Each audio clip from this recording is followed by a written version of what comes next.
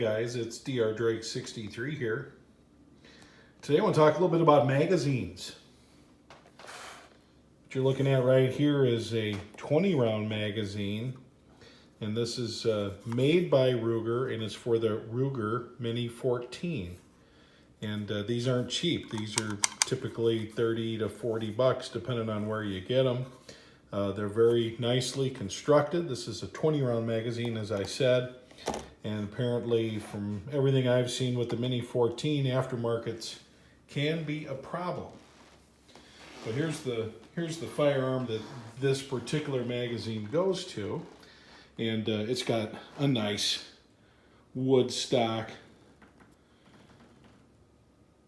And it's got that nice kind of stainless look. And so it is kind of innocuous looking with its 20 rounds of either .223 or .556.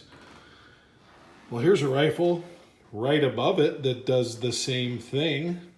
It happens to have a 30 round magazine right here, and this one will also accept 30 rounders. I just think it looks a little bit crazy with a 30 rounder in it. I prefer the 20. But when this first came out, these were typically 20 round magazines as well, and you can get 40s, you can get drums or whatever. But just looking at these two rifles right here, you know, you're gonna have a lot of people that are gonna come out and just basically say the one on top is a weapon of war, and it's real scary looking, and it's more recognizable to a lot of people. This one looks a lot more like well, I don't know, something like these guys up top. And these both have magazines. They're not removable. This here is a Marlin 336. This is vintage 1952. And you can put 7 rounds in this tubular magazine. Okay. Right above it, vintage 1937, is a gun you've seen a lot with me lately as a project gun, and this is the Remington Model 81.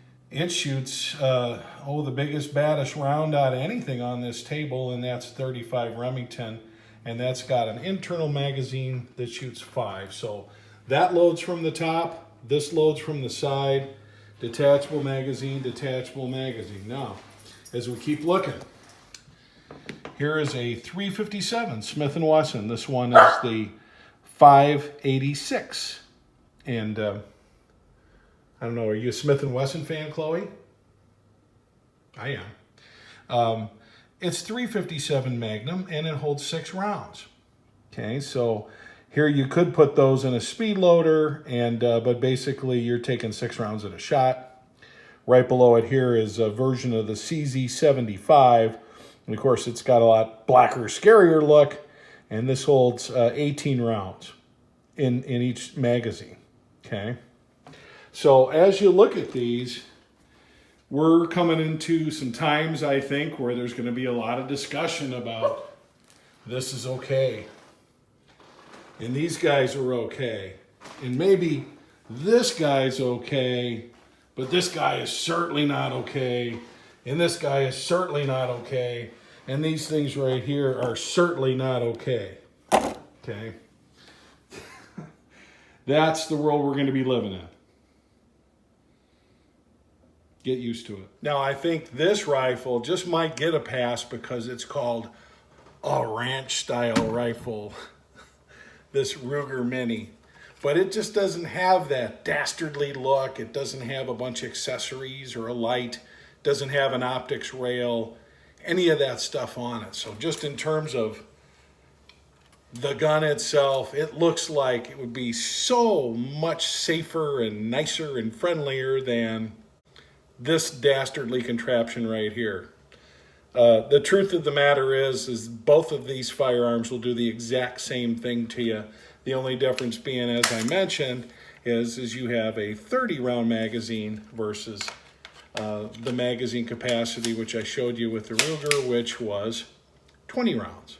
But I just showed you how quick it is to reload. Doesn't matter whether we're talking about 5, 10, 20, 30, it just doesn't matter.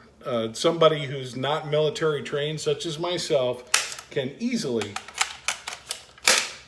even fumbling around a little bit, reload. So what are we really talking about here? What does Kevin Costner say in The Highwaymen?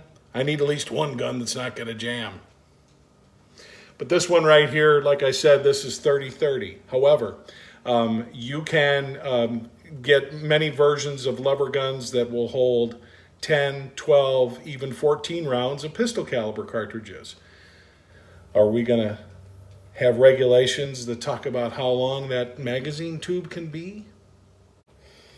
A lot of people are going to say, well, this old, beautiful, walnut and steel guy right here, you got to load it through the top.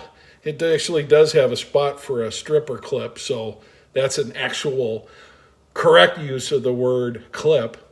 But it can only shoot 4 or 5 at a time, and so this somehow is safer. Well, look, I can hit a license plate at 100 yards of this in rapid succession, and it'll shoot as fast as I can pull the trigger. And 35 Remington's a pretty good-sized bullet. It'll definitely put the hurt on anything. But somehow, it seems more folksy, more whimsical. Hey, it's a hunting rifle. And then, of course, talking about 357 Magnum. Man, you could load those pretty hot. You could shoot somebody through their car door and out the other car door and hit a couple people in between at decent ranges with a round like this.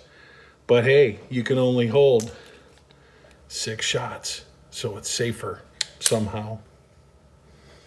Naturally, some dastardly-looking black gun like this that features a flashlight is something that we should ban, right? Especially since it has this magazine that holds all these bullets. Oh my goodness. If we could just limit this to, say, half as many, well, wouldn't that be a better scenario? Wouldn't it be safer? That's how easy it is to reload, whether it's 10, 18, or 1,800 bullets, guys. Well, 1,800 might be kind of a big magazine, but I think you get my point. Oh, and by the way, this beautiful vintage Winchester 70 from 1959, guess what it has? A magazine, an internal magazine. If you need to empty it, you just open this trap door and out come the bullets.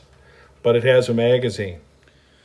Now, I happen to think that the biggest disservice we're going to do in this country to ourselves as a country and to our own population is we're going to create a new class of criminals based on people that have something that has for years been legal that all of a sudden is not legal, and the people that follow the rules and use these types of items responsibly, they're going to be the people that are going to be penalized the most.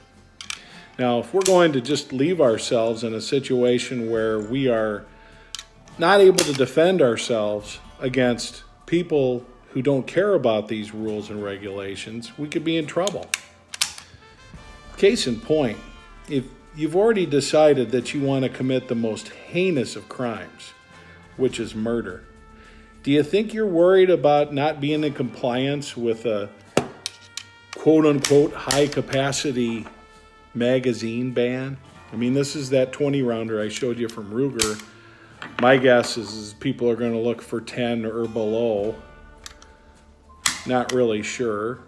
When you talk about the Second Amendment being written in terms of ability to fight back a tyrannical government, it seems the popular notion these days is for people to say, well, hey, but it's not realistic. It's not like you have tanks or planes or nuclear warheads and the government has those things, so why bother? Well, it's not just the government that we're worried about here. It's anything that could threaten our very lives, that could threaten our families, that could threaten our Constitution, and that may include the government. Now, I'm not one that wants to imagine himself in any kind of armed conflict with other Americans for any reason whatsoever. But I have the right to do that if something just goes terribly wrong in terms of what our government's doing. That's what the Second Amendment was created for. I don't think people understand that. I think because they don't understand that, what they want to do is come after me and tell me that the things that I'm doing are the problem. Well, guess what? No, they're not. The problem is people who don't follow the law anyway. The problem is people who will easily access all the same types of equipment illegally through that same southern border where they get their heroin and their illegal labor right now. And illegal arms flow through the southern border as well. These same people, so many of them that want to come after stuff like this for law-abiding citizens, these same people seem to be hell-bent on not protecting our borders and preventing illegal things from happening. It just blows my mind to have such a huge gap between what makes sense and what some people's quote-unquote morality tells them is the responsible thing to do. I don't understand it. I really don't. One thing's for sure, I'm guessing if they raided my house right now, I'd be accused of having an arsenal with all those guns on my table right there.